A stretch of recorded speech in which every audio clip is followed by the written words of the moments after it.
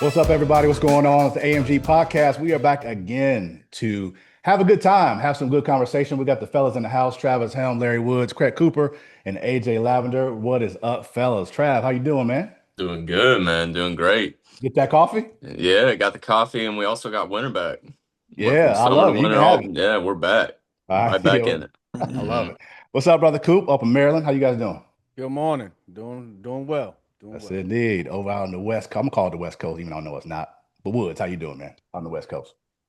I'm doing great. We're in the 60s. I wish we could have some of that winter, but I'll take what I can get. I hear you. Well, hey, AJ got a lot of it for you, I Yeah, heard. so we can swap locations anytime you want.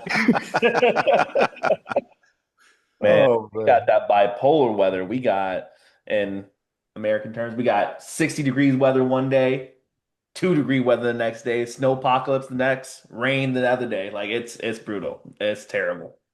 Yeah. Well, yeah. It's not as bad as I hear. It woke up this morning. You might like this, Woods. It was 34 degrees this morning when I got up. Ooh, puffy coats. Yeah. 34 right now. It's about 45. What's it So gonna be at like 1, 2 o'clock? 60 Mm. and then dip down. So a little cold front came in, you know, everybody bubble coats and knit hats and Very. you know what I'm saying? You see the iguanas falling out the trees because they're frozen. Oh my God. You know what I mean? It's crazy, man. Yeah, it's Well, crazy. man, Florida's such a trip to me because it's like, where you guys at? Yeah. It'd be like, what we call fall weather. Yep. And then literally you drive an hour south and you're tropical weather. Oh, Makes it's zero ridiculous. sense. It's ridiculous. Yeah, yeah. And then you can go an hour west and be in the swamp, and the humidity is through the roof. Hmm. Yeah, it's ridiculous. And you just sweating profusely. You're not even moving. It's just the humidity is just sticky. Yeah, pretty bizarre. Pretty bizarre. Well, man, we've had some great responses from previous podcasts. As a matter of fact, there's been some calls and consultations that we've done as of late, and we've actually had some of our clients bringing up some of the podcasts back to us. Remember, boys, we had that once, and Mhm. so it's been pretty cool that people are engaged and asking great questions and curious about certain things. So today we're going to dig into something that obviously you guys aren't privy to yet. I didn't share it with you, so AJ's the only one. So two little videos we're going to talk about real quick and have a good time and yeah, learn a little something. How about it? So AJ, what you got, brother? All right. And as typical AMG fashion, we're going to try to pronounce people's names right. And if we don't, that's just going to be we're either going to make up a different name for them or Yeah, it's her name is Kendra. Is that fair? No. Sadia Garrett, Oh, okay. aka So okay. All right. Let's see it at the bottom. Okay, Miss Garrett. aka Kendra. There we go. Right. All right. Here we go. Right. Oops. Let me restart that. All right. When you get your life insurance policy, here's what I don't want you to do with it. I don't want you to pay for your funeral. Hear me out. Most people, when they receive a life insurance payout, it takes somewhere between 2 weeks to 30 days for that policy to pay out. So what we do is we take the life insurance policy to the funeral home as proof of payment for our loved one. Now, when you do that, the funeral home director is going to see all the money you have access to. So for policies for $100,000, $200,000, $1 million, they're now going to try to sell you the Rolls Royce of all the options to bury your loved one. Here's what I want you to do instead. I want you to make sure that you have what's called a final expense policy, somewhere between $25,000 to $50,000 that pays out within less than 72 hours of your loved one passing away. Now, when you pay for your loved one's funeral, you actually have the cash, which puts you in position to better negotiate the price for your final expenses without showing the funeral home director all the money you have in the bank. So when you get your life insurance policy, here's what I don't want you to do All with right. it. One more time. Oh, we're good. Okay, cool. I think we got that. All right. I have a lot of thoughts about this, and I'm not going to tee it up any sort of way at all. You guys haven't seen that. Obviously, I think she gets people attention when she's saying, "What I don't want you to do is use your life insurance policy to pay the funeral home." And most people who would probably say, "Well, isn't that what it's for? Is that right? Isn't that what it's for?" But then she steers us over to what we should do, final expense. What's your take on that? If someone's got tradition, so let's put it down, like I said, in their lap, like what Lewis like to say. Let's put the cookies down in everybody's lap. If someone's got an IUL from Craig Cooper and AMG and Associates, and it's a death benefit, right? In there, right? Doesn't it make sense to use that it's a death benefit. It's for shouldn't I use that for that? Shouldn't I? What's your thoughts on that? What do you think, Woods? Coop. I was asking you, Coop. Well, I'm not sure what death benefit. I'm not sure a benefit of death is to pay for someone's funeral. Oh, okay. Keep you cooking. Go ahead. You don't turn the eye on now, man. You can't stop there. But I mean, to her point, and I never really thought about that, thought about it like that. But yes, if you go with a life insurance policy to a funeral home, I'd imagine they are going to try to fleece and get as much out of you as they can, and try to upsell you on what they call the Rolls Royce package. Yeah. Right. That makes sense. But again, you've got that, 2 week to a month turn time, right? What happens in that interim from death right. until how does that work? Yeah, but if that's all you have, though, is that life insurance policy, that big one, you got $100,000 plus. If that's all you have, of course, and you're grieving, there's the funeral to pay for. I mean, of course, you're going to dig for that thing and then show somebody. Logically, it makes sense in that regard, right? Yeah, I get that. But so I guess the question, and she kind of answered it, is there a better play? Like, Woods, if you go buy a new vehicle and you and your wife have saved up $70,000 for a new vehicle, are you going to walk into the dealership and say, hey, can I speak to the general sales manager, please? I have $70,000 that I'm looking to utilize for a new vehicle. What you got for me? No way. Right. Well, okay. So is that example, to be fair, the same as what this lady's talking about? Absolutely. So you wouldn't do that? No, I'm not doing that. I'm not doing that. Okay. No. Her logic, the way she redirected to a final expense, that's pretty sound advice. But even with my final expense policy, I'm not taking that and showing them what's available. Exactly. No. If I'm with the correct final expense organization, I'm going to allow the final expense department to negotiate that for me. Right. Because that's what they do. Right. Without showing your hand. Without showing my hand. Exactly. The carrier is going to negotiate that price down to the minimum as far as they can get it. Because they want the beneficiary of the final expense policy to at least have some money left over. So, Travis, I got a question for you. Is a funeral home an extension of the church, or is the funeral home a sales organization? Sales organization all the way. I mean, you've broken this down to us a couple of times, and I think what I liked about her breakdown of it is that it's just helping people understand what those death benefits are in each policy. And the final expense policy also, they're going to pay it out quicker. Right. Like with the IUL death benefit, like it may take, way past the funeral before everything actually comes to you with that death benefit because it's more money, 100,000, $1 million, whatever. Yep. You're not just going to immediately be able to get that and use it for the funeral. But to your point too, funeral places, they could charge for a key. They could be like, your auntie called a couple weeks ago and said she wanted a gold casket. So that's what we did. We put her in a gold, Man, it's she going out it's like all James gold. Brown.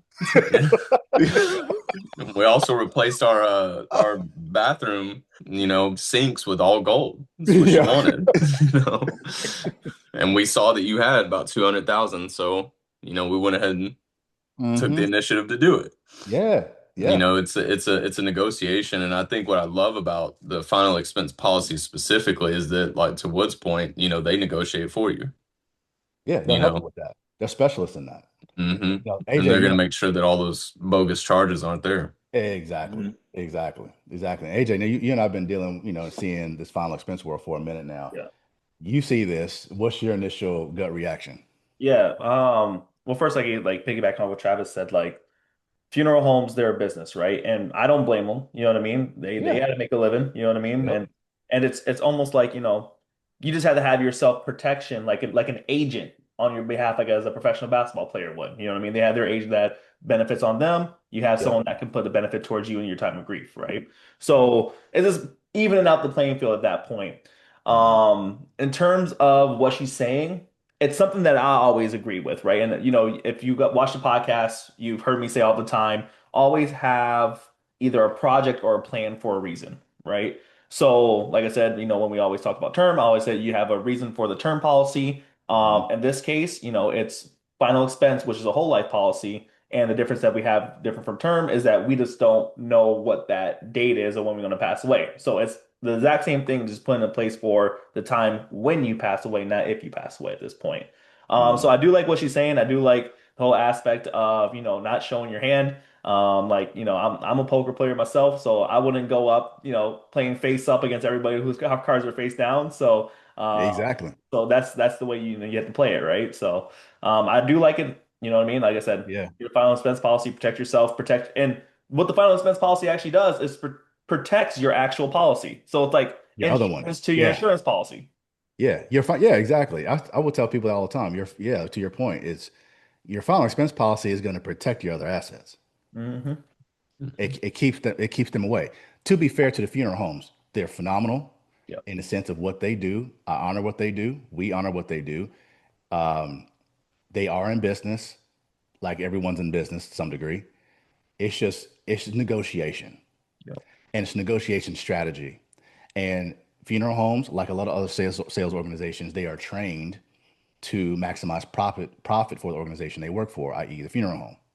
So, is it fair to say that Miss Mary, who is now a widow, she's 74 years old, she's grieving, lost the love of her life for 40 years, she has insurance and all these other things. She's not in the mindset of she's a maybe a retired teacher or retired nurse or whatever. She's not in the mindset to conduct business over thousands of dollars. Yeah. And neither are the children. So isn't it fair to say that this business person should probably negotiate the deal fairly with another business person who's in their right mind? Mm-hmm. Yeah, it's fair. Yeah, they should. It's even fair to everybody.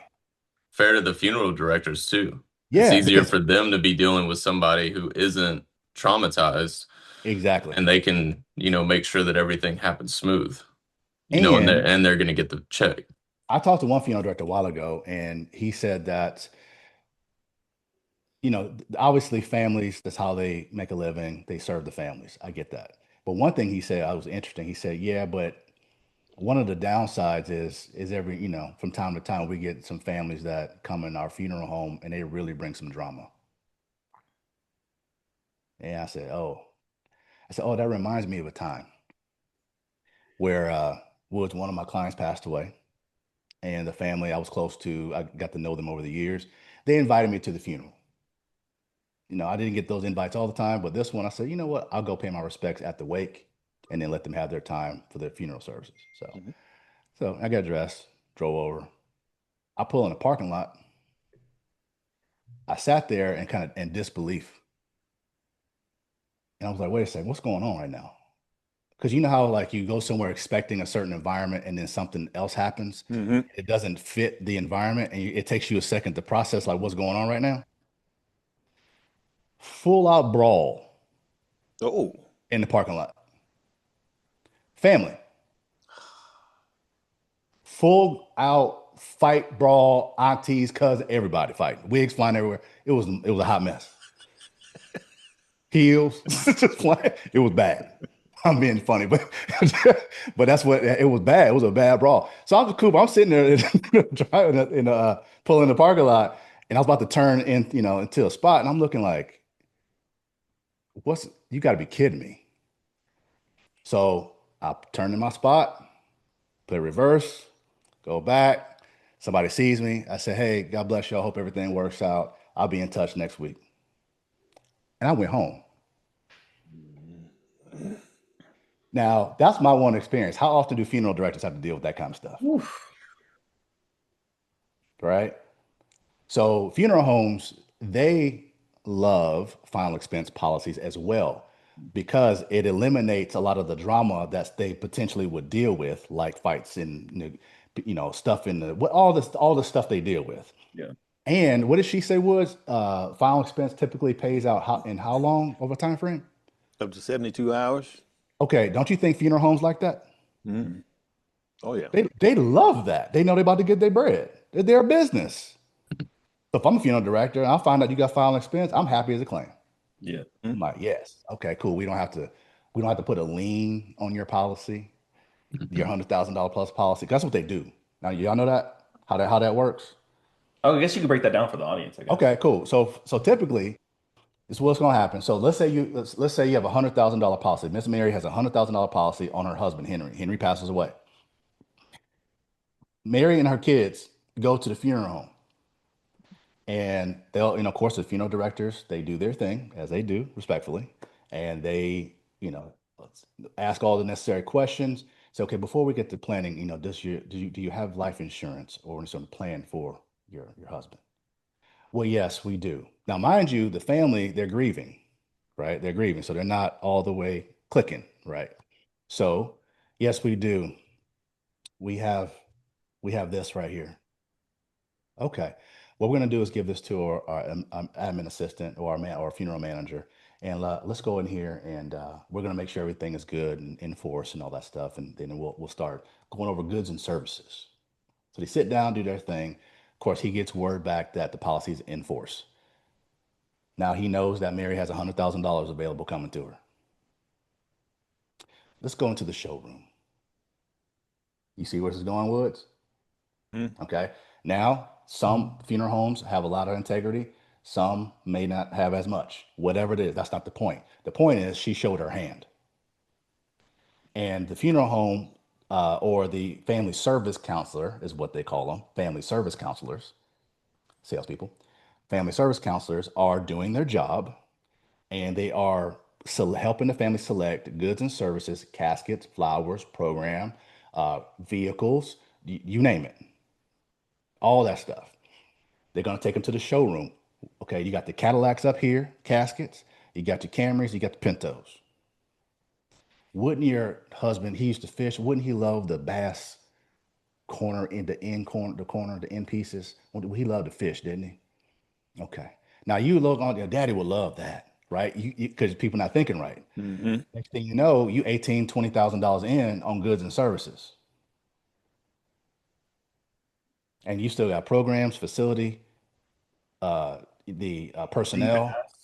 Yeah, you still got all this stuff. You still got the opening and closing. You got the property. Because that's a funeral and cemetery is not connected, by the way. Mm-hmm. So you got to pay for the property. You got to pay for the opening and closing of the grave. You got to pay for the outer burial container, because in most states that's required. That's a good 15 to $2,000 right there. Then you got to pay for the casket. And you got to pay for a marker. That's another. So you easily $15,000 to $25,000 easily. Starting. Okay. Now, what happens is, say that bill is $20,000. Okay. Come back to the table at $20,000. So what the funeral home will do, they see that Miss Mary's policy is in good shape. They will put an assignment, a lien on that policy. There's a piece of paper that insurance companies have that they will send fax over to the funeral home. The funeral home will fill it out, X amount, get the family to sign off on it, and they put a lien on your policy for $20,000.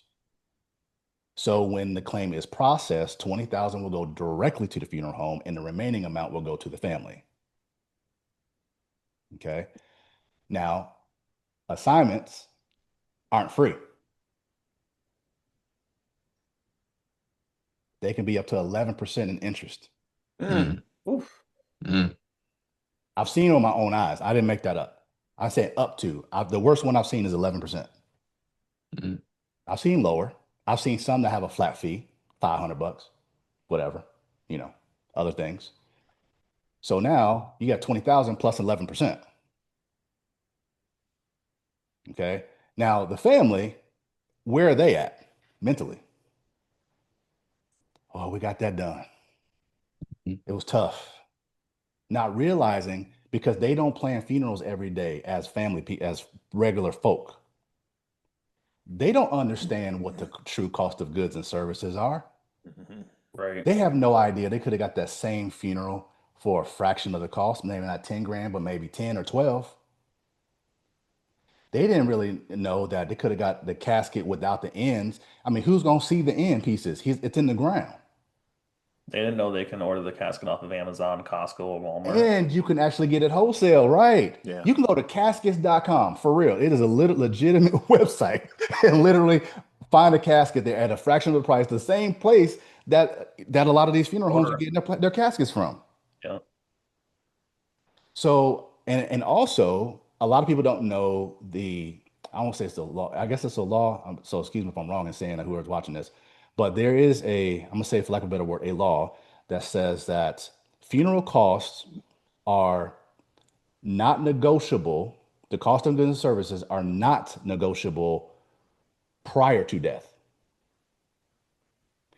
But after death, everything's negotiable.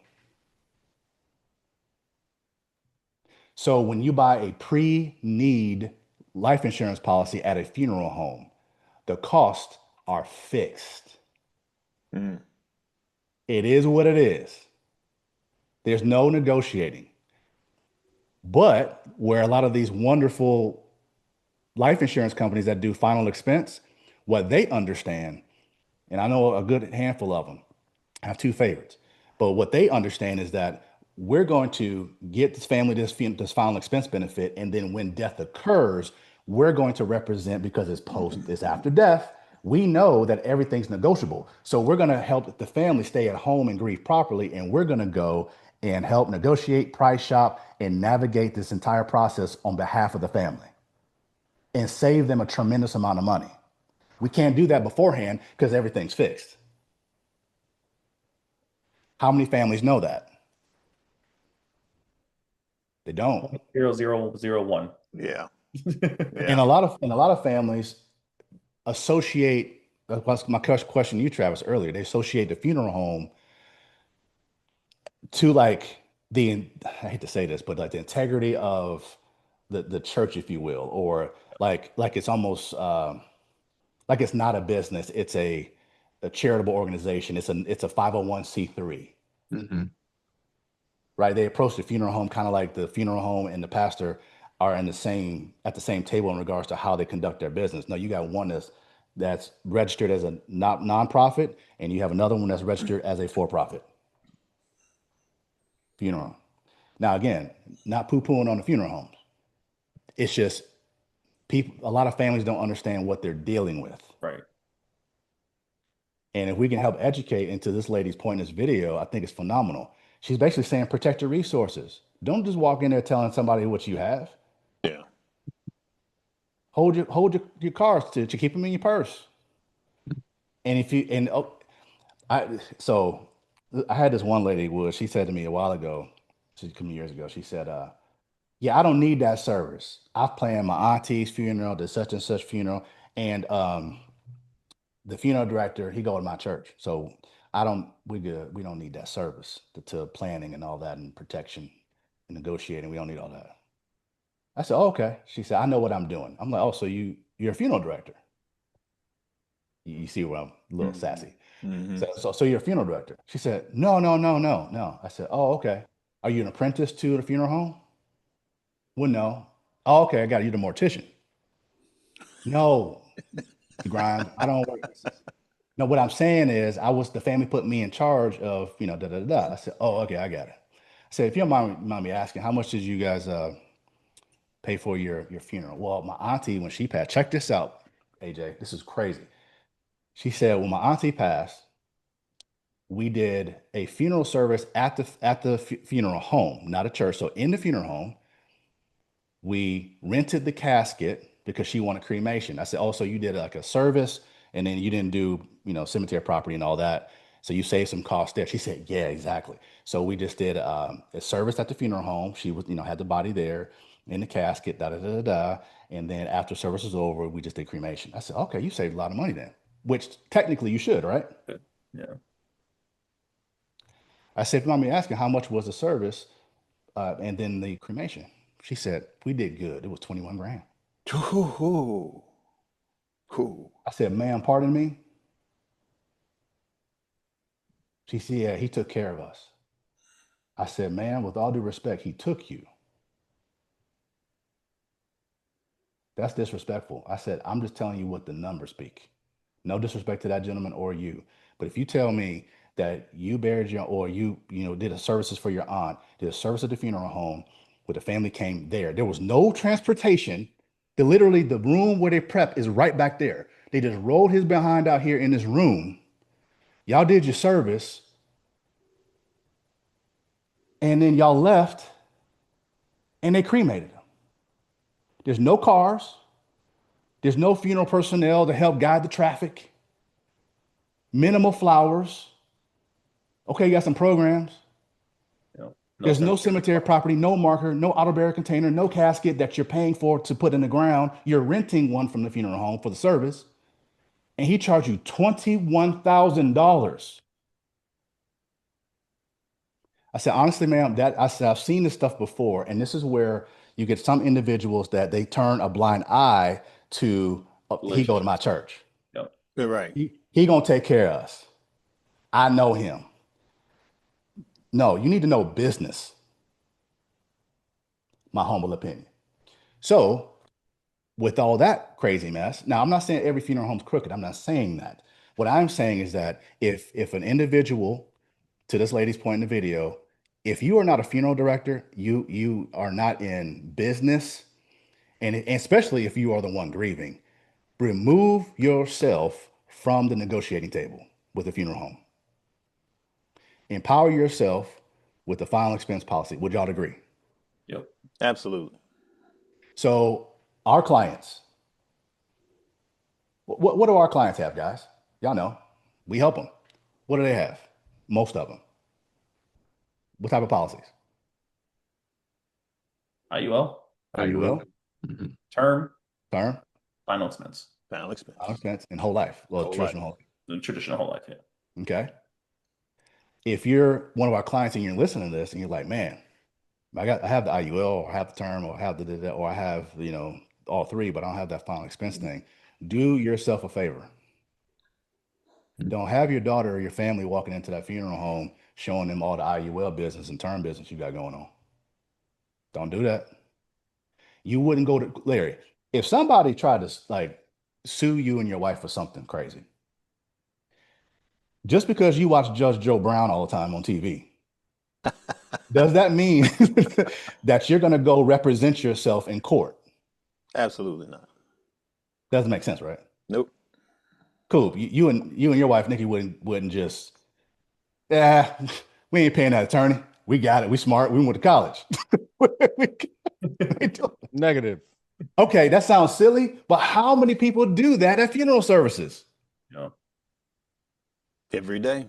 Every day, man. Every day. So this is what we talked about, the different types of policies you have, right? What was that, 2 weeks ago? We talked about that? The different types of policies, get Either your 2 or 3 weeks ago now. Yeah. You have your terms, you have your whole life, you have your final expense. Final expense, man, is comparatively speaking to, your IULs and traditional whole life. In term, obviously, we know those are cheaper for obvious reasons. But relatively speaking, final expense is not that expensive for you to have. So, Woods, let me ask you this: if one of your family members passed away, and they left a final expense benefit for $20,000, would you and Mary be grateful for that? Yes. Okay. If the same family member passed away and they left a final expense benefit for $4,000 because that's all they could afford, would you be grateful for that? Yes. If the same person passed away and all they left was $1,000 plus the family support services to help you and Mary figure out, and negotiate for y'all in the price shop, would you be appreciative for that? Absolutely. If the same person passed away and they said, well, but prior to death, that person said, well, I'm not going to get this final expense because I can't get what I want. I want 20 grand, but I can only afford 4 grand, 5 grand. So I'm just not going to get it. That person dies. Now you and Mary have to funeralize this individual and you have nothing to work with. Are you happy about that? Not at all. Y'all get my point? Yep. I've heard too many people say that. Well, I can't get what I want, Mr. AJ, so I'm just not going to do nothing. How would your family feel about that? Oof.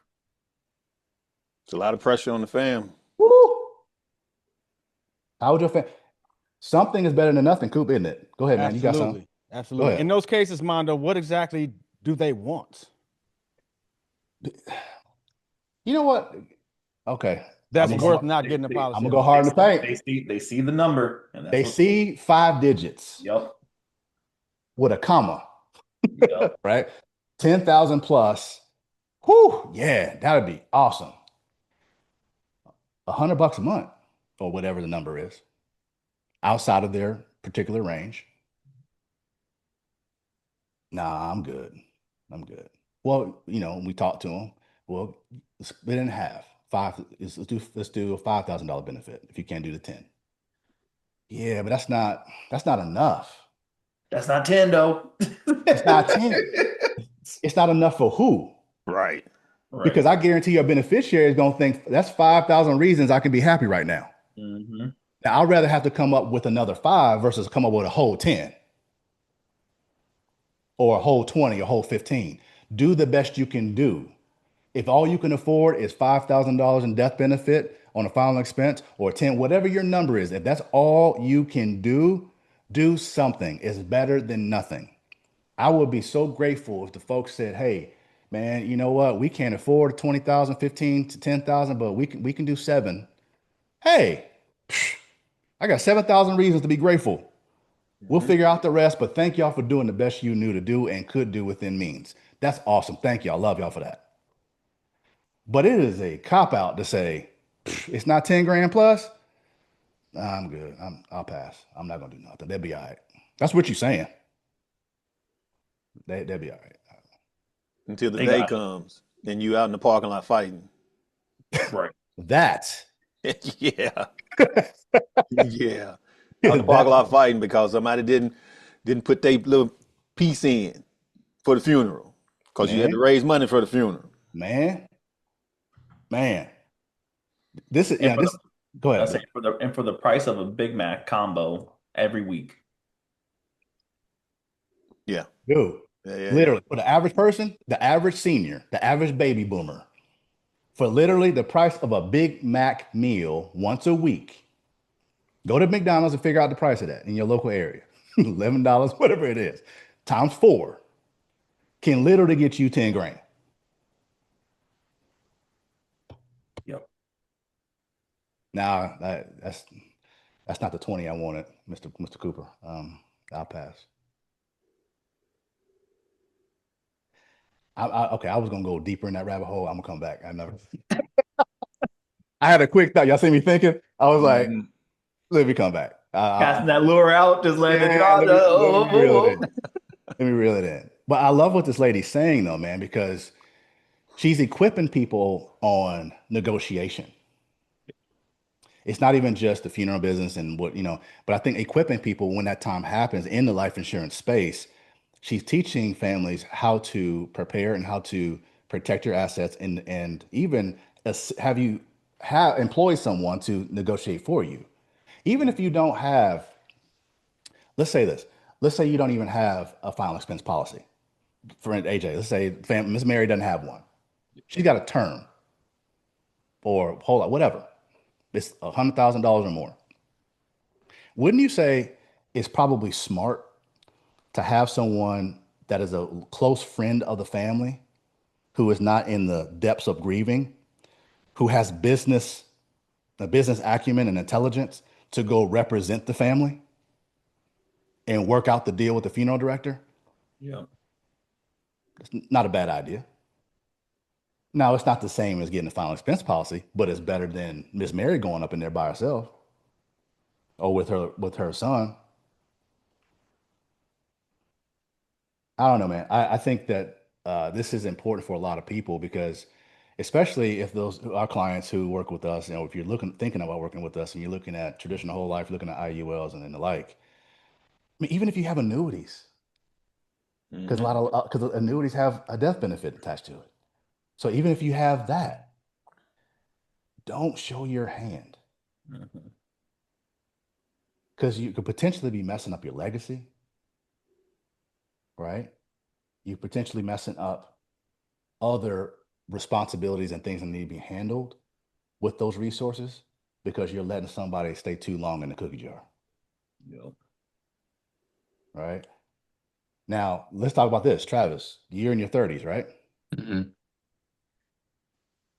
Individuals in their 30s hear this kind of stuff and they might have already gotten off the podcast because it's like, that don't apply to me.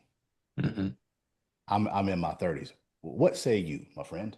What do you, someone who's in their 30s and you're like, yeah, that's for older people. Mm-hmm. Is that true or no? No, not at all. I think what I love about the client consultations that we do is you're the architect of everything that you're trying to plan in your life with these policies. Yeah.